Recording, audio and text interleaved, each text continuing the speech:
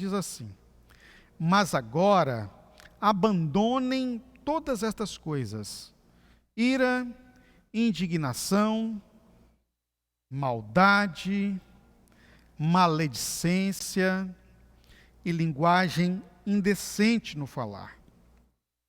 Não mintam uns aos outros, visto que vocês já se despiram do velho homem com suas práticas e se revestiram do novo, o qual está sendo renovado em conhecimento à imagem do seu Criador. Amém. Veja aí que acabamos de ler um texto em que a palavra de Deus fala de renovação, tempo de renovo. Apocalipse capítulo 21, verso 5, é o nosso tema deste ano de 2021, em que a palavra lá nos diz, aquele que está sentado sobre o trono determinou: eis que faço novas todas as coisas. Aqui, no texto que nós acabamos de ler, o apóstolo Paulo fala aos irmãos na igreja na cidade de Colossos, que o velho homem com aquelas práticas antigas tinham ficado para trás.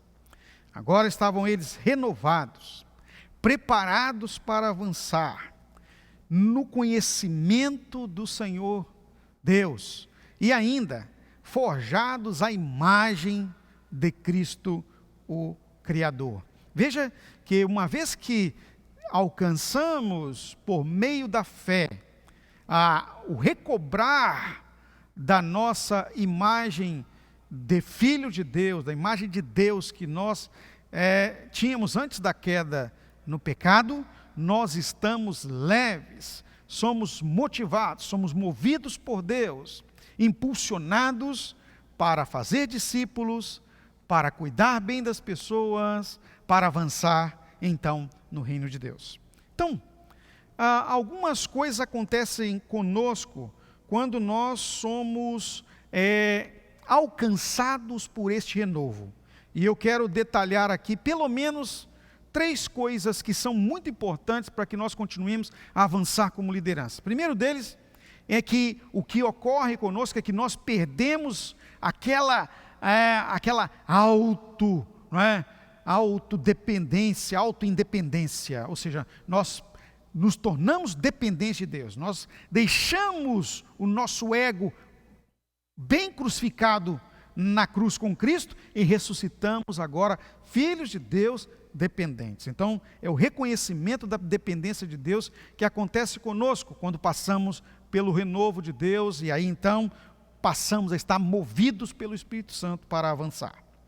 Olha o que a palavra de Deus fala também na carta do apóstolo Paulo aos Colossenses, o mesmo capítulo 3, agora mais adiante o verso 17. Tudo o que fizerem, seja em palavra, seja em ação, façam-no em nome do Senhor Jesus, dando por meio dele graças a Deus Pai. Passamos a ser dependentes para realizar tudo, não é só a obra de Deus não, tudo o que fala aqui é 100%, embora nós precisamos entender que quando nós estamos na causa de Deus, quando nós nos tornamos filhos de Deus, toda a nossa vida é obra de Deus. Olha que lindo isso. A criação dos nossos filhos é obra de Deus. Isso quer dizer que os nossos relacionamentos familiares é a causa de Deus. Pois pais precisam discipular os seus filhos e filhos precisam obedecer os pais. A relação conjugal também é espelho da igreja, do relacionamento entre Cristo e a igreja. A casa é templo de adoração ao Senhor, não é? É o lugar da adoração. Olha que lindo isso. Tudo é reino de Deus. O nosso trabalho também é espaço missionário, é lugar de compartilhar a verdade de Deus, é onde o nosso testemunho é manifesto, a vida do renovo, a vida de nova criatura. No nosso ambiente, seja ele aquele que está na sua formação escolar ou acadêmica, pela mesma sorte, também manifesta o Senhor Deus. Tudo que nos envolve é reino de Deus. Então, tudo o que fizermos, seja palavra, sejam ações, nós fazemos em nome do Senhor, e sempre agradecidos, porque quem abre as portas, quem nos torna capaz, quem nos faz mais que vencedores, é o Senhor Deus Pai. É Ele o Senhor dos governos, é Ele quem abre as portas, é Ele quem fecha a porta, e porta que Ele abre, ninguém pode fechar. Então nós estamos totalmente na dependência dEle. Esse entendimento, essa compreensão, esse discernimento de que nós somos totalmente do Senhor, só tem aquele que está no renovo. Só tem aquele que passa por uma experiência de transformação no Senhor. E aí então, passa a ser movido pelo Espírito Santo para avançar. Outra característica marcante de um filho de Deus que é movido para avançar, que experimentou o renovo, é a humildade. Humildade. Já que nós somos totalmente dependentes de Deus, nós caímos em si, ou caímos em nós mesmos. Entendimento. Opa, eu não sou nada. E o próprio Senhor nos adverte que sem Ele nada nós podemos fazer. Não é? E olha que Paulo também fala à igreja em Filipos, na carta aos Filipenses, capítulo 2, dos versos 3 a 5. Nada façam por ambição egoísta ou por vaidade, mas humildemente considerem os outros superiores a vocês mesmos. Cada um cuide não somente dos seus interesses, mas também dos interesses dos outros.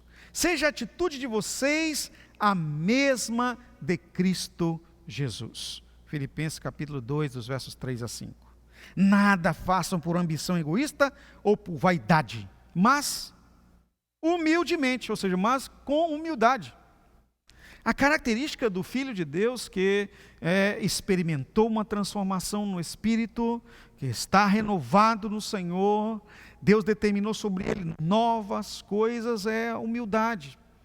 Ele é dependente de Deus e sabe, olha, eu preciso muito do Senhor, preciso dos meus irmãos, precisamos da família de Deus, somos uns ligados aos outros, nós somos o corpo de Cristo, nós somos aquela família que cuida mesmo uns dos outros e precisamos uns dos outros. Sabe, queridos, a humildade faz com que nós sejamos experimentadores ou avancemos para grandes realizações. Por quê? Porque aquele que é humilde deixa que o Senhor apareça e que Ele diminua. E é isso que nós precisamos, que Ele cresça e nós diminuamos. À medida que nós entendemos o nosso lugar, que o Senhor é quem faz, e Ele é o detentor de toda a honra, toda a glória e todo o poder, e é dele que emana a nossa vitória, nós então vivemos a plenitude da vida de Deus em nós. O Senhor se manifesta por nós, e aí então a bênção é realmente garantida.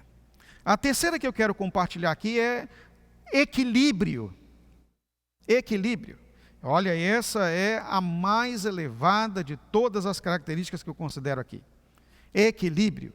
Só adquire equilíbrio, por isso que eu coloquei em terceiro aqui, quem reconhece que é dependente de Deus, quem reconhece e tem discernimento da humildade, vive em humildade, não aquela humildade de hipocrisia, né, que fala que é humilde, mas na realidade, no fundo não é, mas Deus sabe. O equilíbrio é quem realmente está totalmente cuidado por Deus. Olha o que diz o apóstolo Pedro em sua carta à igreja, em 1 Pedro 5,7. Lancem sobre ele toda a sua ansiedade, porque Ele tem cuidado de vocês. Só vive esta bênção do equilíbrio aquele que está agradando-se do que Deus está fazendo. A palavra de Deus fala em Salmo 37,4, agrada-te do Senhor e Ele satisfará o desejo do teu coração. Fique feliz com o que Deus está fazendo. Alegre-se com a forma como que Ele está gerindo sua vida, forma como que Ele está na governança. Comece a agradecer, a adorar, olhar bom, olhos bons, naquilo que Deus está fazendo e naquilo que você está enfrentando, agradeça, louve, seja fiel no pouco, honre a Deus por tudo quanto Ele está disponibilizando para você. Seja muito dado à ação de graças e ao louvor. Sabe, Deus traz uma paz gloriosa sobre a sua vida, o equilíbrio do Espírito Santo vem sobre você, porque o fruto do Espírito determinado, descrito lá na palavra em Gálatas capítulo 5, verso 22, ou seja, aquilo que Ele vai produzir em sua vida, que é domínio próprio, outra tradução diz como temperança, ou seja, equilíbrio, é o Espírito Santo que produz. E essa qualificadora nós encontramos no Filho de Deus que é movido para avançar. Ele não pensa em outra coisa a não ser agradar, como diz o apóstolo Paulo, aquele que o alistou para a batalha, aquele que o chamou para a realização da obra. E com isso, eu quero ainda destacar o que o sábio Salomão falou em Eclesiastes, capítulo 11, verso 4. Olha o que ele diz. Há poucos dias atrás, inclusive, eu compartilhei esse texto aqui. Quem fica observando o vento, não plantará. E quem fica olhando para as nuvens, não colherá. Que frase, que texto sábio. É exatamente isso. O desequilibrado, ele fica influenciado pelas lutas, a ansiedade lhe toma, e aí então ele se torna improdutivo, incapaz de realizar. Seus olhos começam a olhar tudo com negatividade. E o que acaba acontecendo é que, quando deveria plantar, não planta.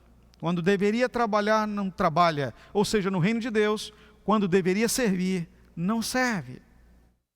E há uma frase muito sábia, quem não serve para servir. Ou o contrário, Quem não serve no reino de Deus, não serve para servir. Olha, isso é muito sério. O Senhor Deus quer contar conosco. Mas o negócio aqui não é que Deus precisa de nós. Na verdade, somos nós que precisamos dele. Porque se nós não servirmos, ele vai nos qualificar como aqueles que não servem para ele. Não servir para Deus é que nós não estamos aptos para entrar na sua morada celestial. Não estamos aptos para estar com Ele para sempre. Se agora, no mais simples que nós estamos, não estamos conseguindo servir, o que iremos fazer na eternidade se não podemos servir? E aí abrimos espaço para as negações na vida, os pontos negativos, chamado peso destruidor, Há os determinados aquelas determinadas cargas que Satanás vai impondo sobre os ombros, pesarosos, machucados, magoados, feridos. A ansiedade abre a lacuna, abre a brecha para este mal. Aqui não estou falando dessa ansiedade, que as pessoas sentem assim, que vontade de comer. Não é isso não, de comer ou outra coisa. Não, estamos falando do vazio que ocorre dentro da alma. E aí, a consequência serão todas essas aí. Glutonarias, as paixões, as concupiscências mundanas, tudo para suprir o vazio que está dentro, a droga, o álcool e por aí vai. A questão toda aqui é batalhar para que este ponto, a causa primária, seja suprida. A causa primária aí desta ansiedade é a ausência do Espírito Santo na vida. O que preenche nosso interior, o que nos trata por dentro, para que por fora, como diz as Escrituras, venha fluir de nós rio de água viva. Eu quero, por gentileza, que você reflita sobre isso hoje. Deus está te dando oportunidade, meu irmão e minha irmã, para não ficar aquém daquilo que Ele lhe chamou.